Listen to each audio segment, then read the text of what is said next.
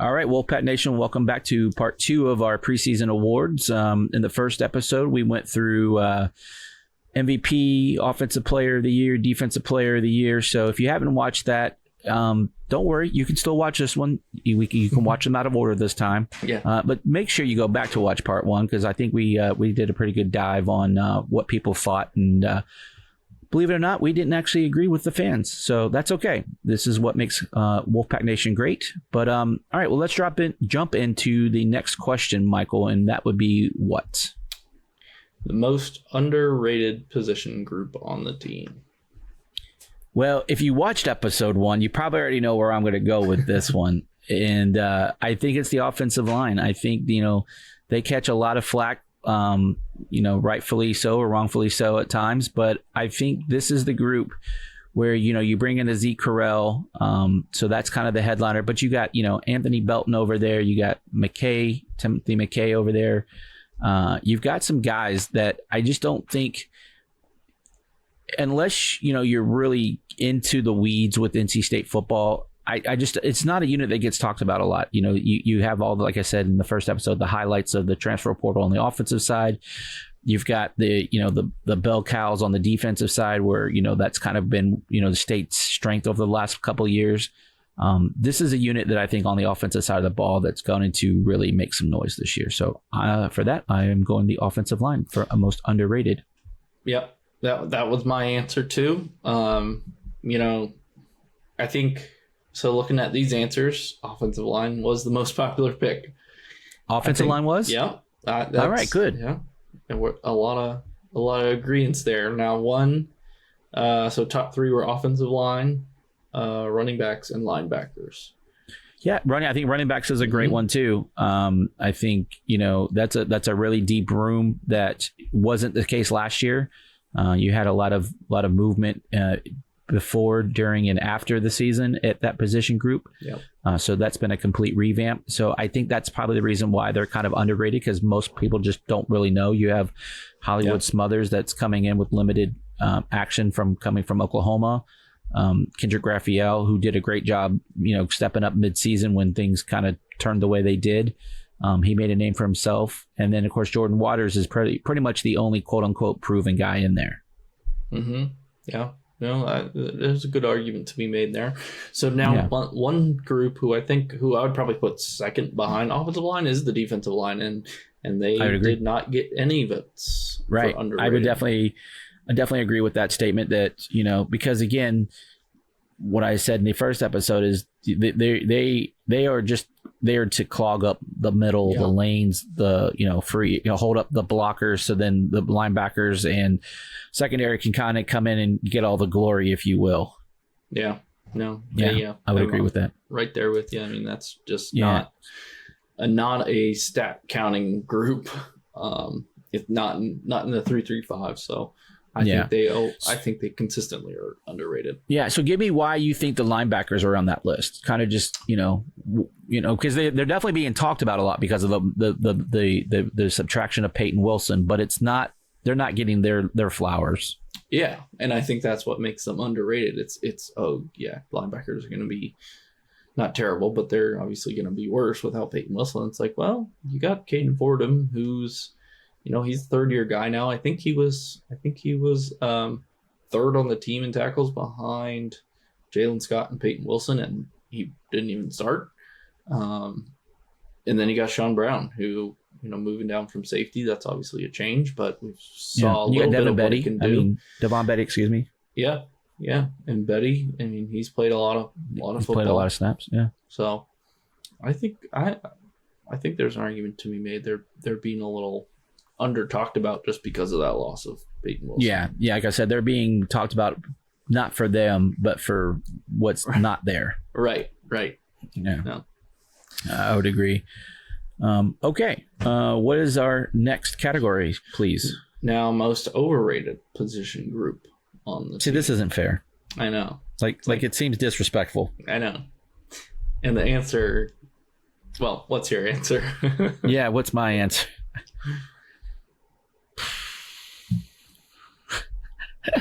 This is one of those where it's like, where do you go? because there's question marks for me. I have question marks for Grayson McCall. Okay. Yeah. You know, can he step up and, you know, play in the P4 level, which I don't believe he cannot. Like, I think he's going to be successful. But again, we haven't seen it happen yet. You know, and behind him, all you got is a true freshman. So it's like, yeah. So, I mean, you can't really go overrated there. Man, like, I feel bad for saying this. Our secondary, like, just because they got so many dudes, but that's not their fault. I know. Like, so I guess I have to go secondary, but I have a feeling the fans are going to say wide receiver, which even that I don't even agree with. So, for me, I think I said wide receiver. I think I'm thinking wide receiver. Is it because of the hype? At the end of the day, you only have one guy really that's truly a proven production in college football, and that's KC.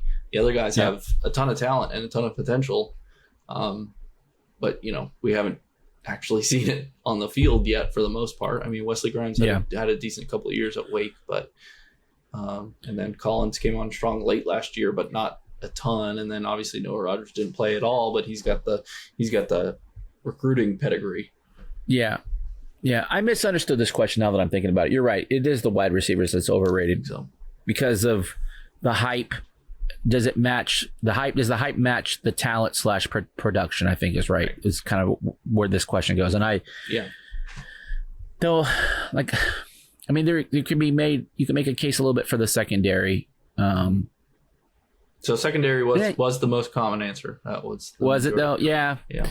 I'm just kind of thinking about it. You know, because you have the Aiden White hype, which again, very warranted. Yep. But what else do you quote unquote have, right? From, you know, the other corner position is kind of still not up in the air. I mean, I think it's going to be Cisse. Yeah, I agree. It's like, again, he's kind of an unproven guy. He played some last year, but he had some bad moments last year, but obviously being a true freshman. So I'll stick with my answer. It's fine. Yeah. I'll stick with it. It's like who's the best position group, and then they won't get offended. Yeah, that's basically what you're saying. It's like you're saying who's the best that, you know, could possibly play a little bit lower, but defensive backs number one answer, and then wide receivers and linebackers. Which is crazy because that's a really good unit. I know. Linebackers was also on. So linebackers was second on the overrated list as well. So interesting. It's definitely people are definitely split on them. Yeah, they went either way, right? They would, probably means they'll be right in the middle and be perfectly fine. Probably so, and I think we're okay with that. Yeah, as a fan base. But okay, what do we have next? Next question: what will Doran have to do to win his first ACC Coach of the Year title? And this one, there are some multiple choice answers. So, first one was win the ACC title, have at least 10 wins, make it to the ACC championship game, or single-handedly play QB, catch all of his own passes, make all the tackles on defense. That's pretty funny. So you look back, especially on the 2021 season, the COVID year, and you arguably you can make the argument that was Doran's best coaching year. I don't think that's a stretch in any of the imagination. He wins eight ACC games that year, which was an NC State record. Now, granted, the season was mostly ACC. I think we played one out of conference game that year. Yeah. Right? Was it just one? I think just the Liberty game. Yes. So I think it was 7 ACC games, 8 overall because of the Liberty. Okay. But 7 is still a record because there you go. We never played that many. Yeah. So he did all of that, and yet they give it to Notre Dame's Brian Kelly, who wasn't even a full member of the ACC, right? So, I mean, they were for that year, but they were for that year, but they weren't. That's because no one else wanted to play them because I can't believe they did it was COVID. Yeah, I know. So I say all of that, right, to kind of come back to this answer. It's like he's gonna have to win the ACC. I just here's the other part of the equation. What do the other teams do, right? Like, do you have a team like I feel like if SMU comes in and wins 9 ball games, and because they're the newcomers to the league, do you give it to that coach, right? Which I think is Lashley, right? Yeah. So is it something like that?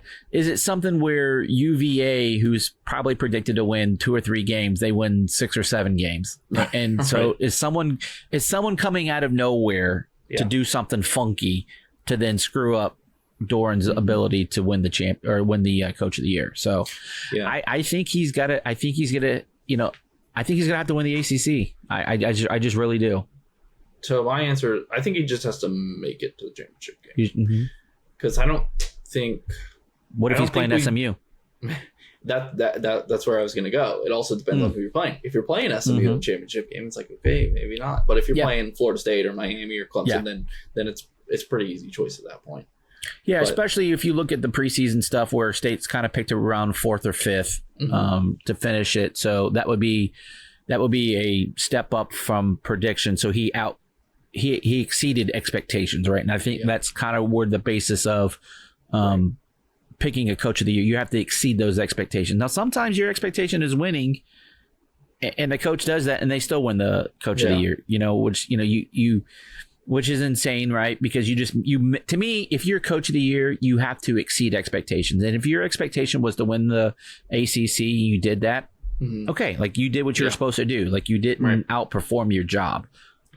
Just my opinion, though. Yeah, no, I think that's fair. Before we continue, I want to take a quick second to tell you about our sponsor, Flatlands Jessup Insurance Group, that has your whole world covered, with agents in 5 offices throughout eastern North Carolina to help you decide how much coverage you need, offering policies for home and auto, recreational vehicles, commercial, crop, health, life, and employee benefits. They are able to combine options to find a comprehensive solution that works for you.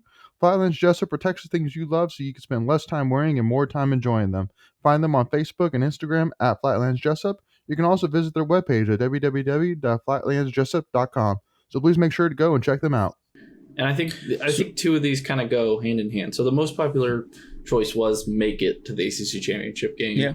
Second was win the ACC championship game. And then third was have at least 10 wins.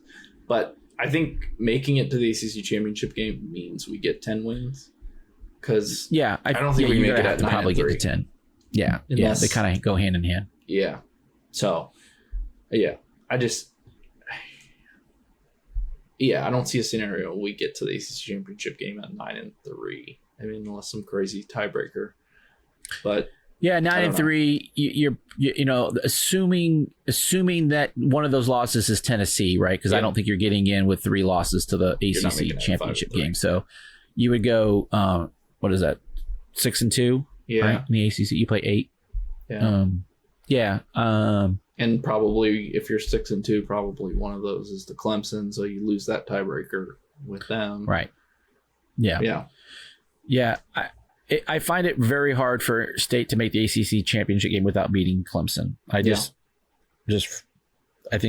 that's just a huge game, unless Clemson just takes a crap everywhere else. You know what I mean?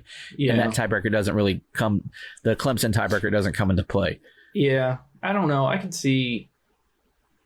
if we lose to Clemson, but win out and go 7-1.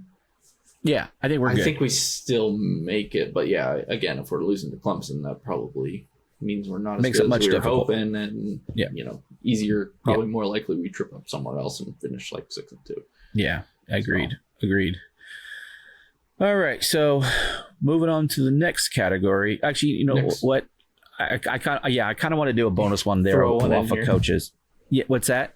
You throw an extra one in here. We don't. I want to throw. I want to throw for you one for you and me, and then I would love for people to comment in the comments after this video what their answer would be. But give me the you can even do coordinator if you want, but give me the coach of the year not named Coach Doran. Like who's your guy? Who are you riding with? Coach. Yeah. I think I gotta go 2J. That's where I was gonna go. Line. Yeah, just thinking about kind of our previous answers. My answer for MVP was was Jordan Waters, so that's assuming we have a good ground game. Yeah. I think 2J. I think if the offensive line, I mean it's cliche, but if it starts in the trenches, if you can hold up on the offensive line and defensive line, but more so offensive line for us. Yeah, and if you listen to his slogan, "With big men lead the way," I mean, it truly is. That should be what your mantra is. That without that offensive line, the quarterback doesn't have time to throw. There's no openings for the running back. There's so much that goes wrong without that offensive line. And again, I think this is a unit that's going to be, and this isn't really a fair thing to say, but I think they're going to be head and shoulders better than they were last year. But again, that was a unit that got better, right? You saw Pete got inserted. You saw, Isaiah Shirley got put in there. McMahon missed a couple games, and he was, he's NFL draft pick. Was he? Did he get drafted or signed? Who's that? Drafted, right? Dylan McMahon? He got drafted, right? Yes. Yeah, he got drafted by the Eagles. Yeah. So I think for me, I think it has to be Coach 2J. I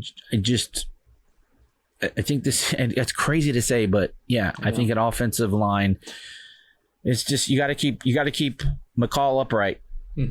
Especially with he's had a little bit of injury history the last couple of years.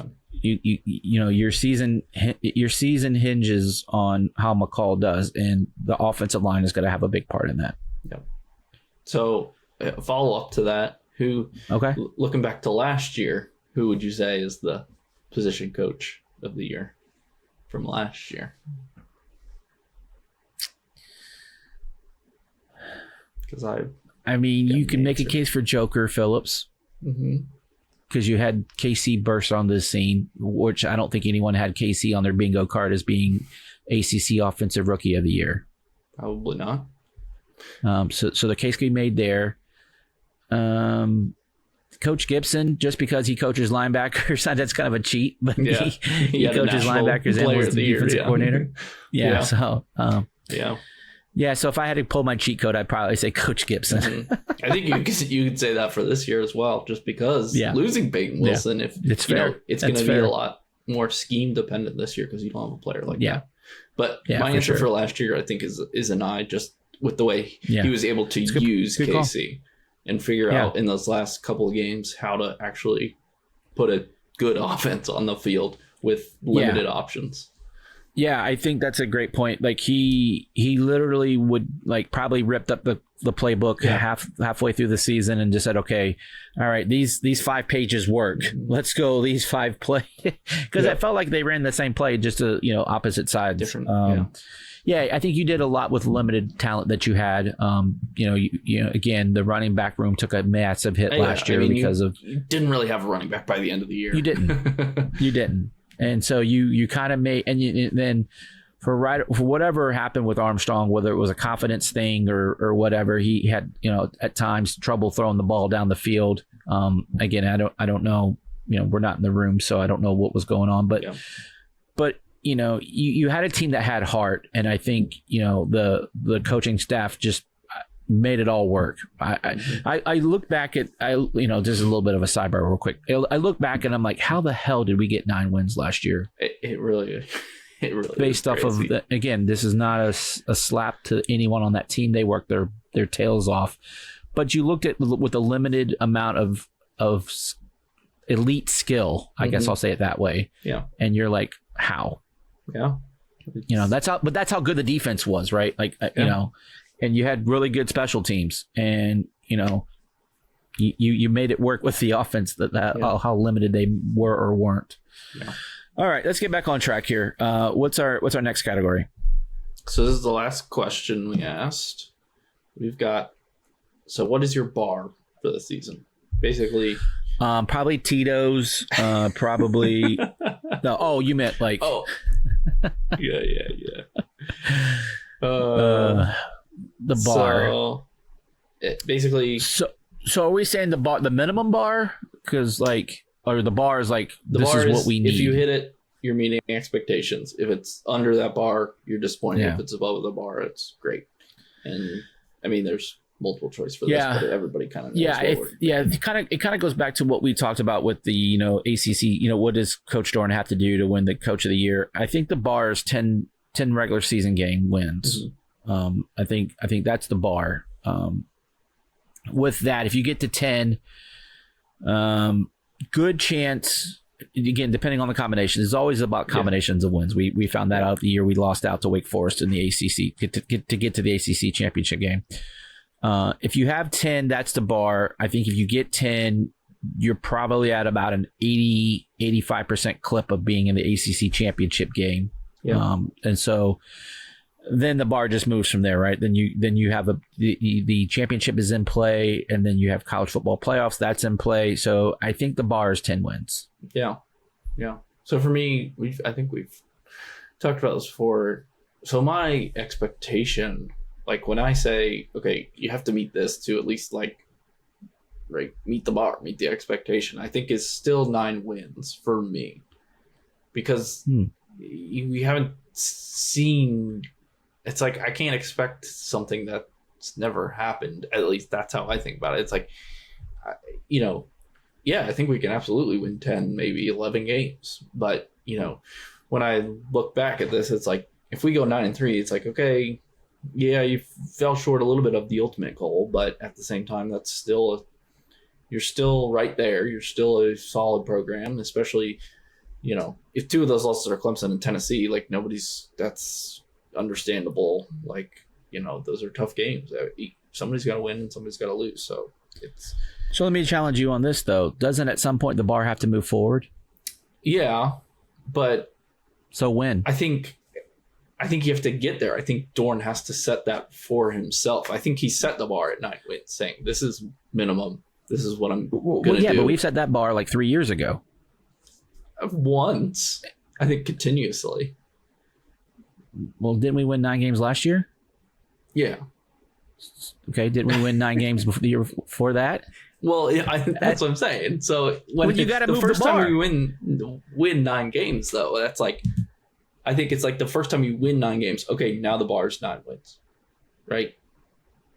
So when you're lifting weights and using an actual bar, do you keep just lifting the same weight all the time, or do you try to move up? It depends on what you're going for. Oh, geez, here we go. If you're going, you're lucky that we're trying to keep this under like an hour, so I would keep challenge you on that. No, I think a lot of people have, but I don't know. I just have a hard time saying if we don't get 10 wins, something Dorn's never done, something that the program's only done once, that's like a failure or a disappointment. Well, just like you said, someone has to win and lose. So yeah, I mean, don't you think? And again, we're just fans here. We're just we're just going back and forth. But at some point, the fans want that bar to move. Like I don't think 9 wins is an acceptable, which is crazy to think. Like 9 wins is still a great season. Like, don't get me wrong. Well, it's a really good season, because to me, there has to be something a little special there for it to be great. Yeah.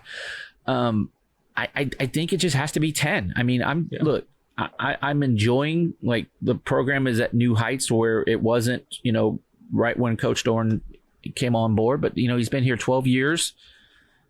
It's time. I mean, it's really, really time. And I think to the same point, I'm hearing, buzz people talking, like, this team is locked in. This team knows what it's expected of them. And I don't think 9 wins is expected of them. I think it's 10 plus wins and go into, postseason play. Yeah. I get it. Yeah. And so looking at our answers, did the fans get it? Like, what did the fans say? It was this one was pretty split. Kind of, we had 30% say 10 wins, 30% say 11 wins, 18% say winning the ACC, and 24% say 9 wins. So it's kind of split. Most people are, kind of in that, 10, 11 wins, make the ACC championship game. That's kind of the bar. Yeah. And again, 10 wins may get you to the ACC,